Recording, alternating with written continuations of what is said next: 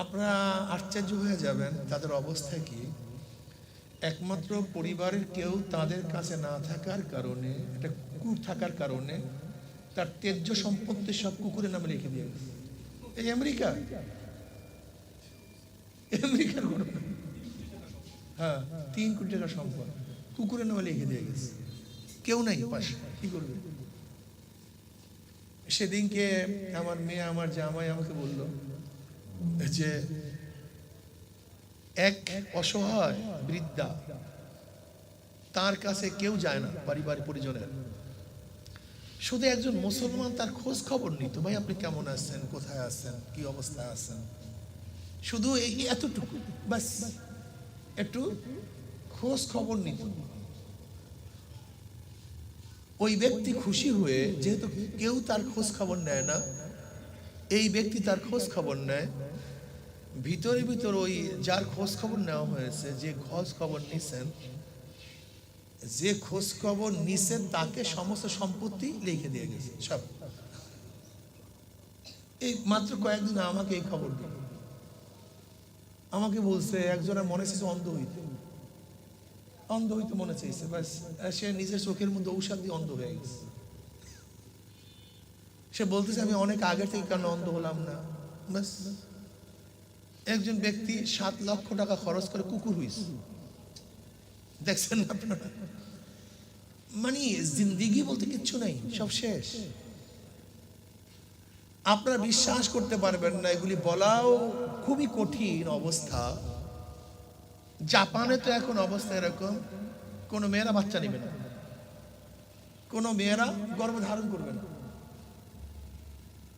এখন জাপান সরকার ঘোষণা দিচ্ছে গর্ভধারণ করলে তোমাকে এত টাকা দেওয়া হবে, এত টাকা দেওয়া হবে। রাশিয়ার অবস্থা, কোনো মেয়ে বাচ্চা নেবে না।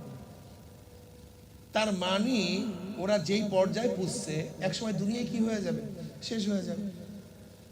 ট্রান্সজেন্ডার নামে যেই সমস্ত অপবাদ অপকর্ম আমাদের দেশে আবিষ্কার করার চেষ্টা করতেছে, ধরে নেন বিবাহ বন্ধন শেষ, ধরে নেন ওদের কথা আমরা চললাম, ওদের কথা মানলাম, বিবাহ বন্ধন মেল ফিমেলের যেই বন্ধনটা ছিল এটা কি শেষ করে দিলাম, ধরেন একেবারে উৎখাত করলাম আমরা সবাই। ধরে নেন এখন ওই যেই প্রচলিত বিবাহ বন্ধন ছিল এটাকে বাদ দিয়ে এখন আমরা ব্যাস একই জেন্ডারের মধ্যে চলে আসলাম সবাই, ধরে নেন চেঞ্জ করলাম না, জেন্ডার ট্রান্সফার করলাম না, ঠিক না? তা হলোটা কি করেন বলেন তো? যদি আমরা ধরেন আমরা সবাই বিবাহ বন্ধন বাদ দিয়ে নিজেরা থাকার চেষ্টা করি, আচ্ছা 50 বছর পর কি হবে বলেন তো? 100 বছর পর কি হবে? হ্যাঁ, মানুষ আর দেখছেন? দেখেন ওরা যেই সিস্টেম করে না কেন, সেই সিস্টেমের মধ্যে দুনিয়া ধ্বংস হয়ে যাবে, একদিন দুনিয়া থাকবে না। হয়তো সাময়িক মনে করতে পারে আমার মনে যা চায় আমি তা করি, আমি উদারপন্থী, আমি স্বাধীন, আমার মন যা চায় আমি তা করতে পারতেছি। কিন্তু এক সময় প্রবলেমটা কি হবে, যে ওদের মধ্যে হচ্ছে, এক সময় মানুষ পাওয়া যাবে না, প্রজনন থাকবে না, প্রজন্ম আর বিস্তার লাভ করবে না। তার মানে ওরাই দুনিয়াকে ধ্বংস করে ফেলবে। ইসলাম কি জিনিস, সুবহানাল্লাহ। যে দেখেন ইসলাম মদ পানকে হারাম করছে, অবৈধ সম্পর্ক হারাম করছে, যারা হালাল করছে ইসলাম কি করছে? আর কেউ পাশ্চাত্যরা হালাল, ওদের পারিবারিক জিন্দিগি দেখেন, ওদের সুখ শান্তি দেখেন। আপনি কি জানেন কি জানি না, আমেরিকা কি গোটা দুনিয়ার মধ্যে ফার্স্ট কান্ট্রি মনে করি না ভাই? আমরা সবাই কি করতে চাই? আমেরিকা ইউরোপের অনুসরণ করতে চাই, কিন্তু ওদের সুখ শান্তির অবস্থা কি জানেন?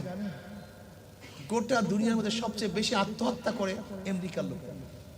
গোটা দুনিয়ার মধ্যে সবচেয়ে বেশি আত্মহত্যা করে আমেরিকার লোকেরা। এরপর আমরা মনে করি জাপান, ওরে খোদা জাপান মানেই তো ফার্স্ট, দুনিয়ার মধ্যে শ্রেষ্ঠ।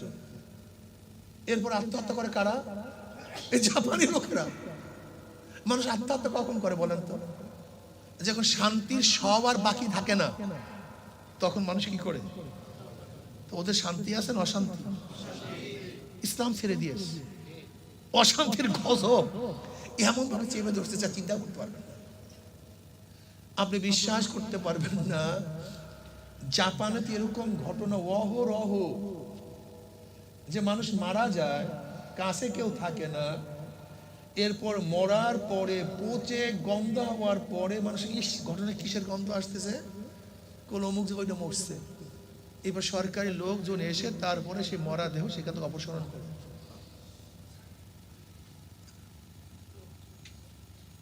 ইসলাম কি আপনারা বুঝলেন না? ইসলাম কত শান্তির, বাদ দেন জাপান আর আমেরিকায়।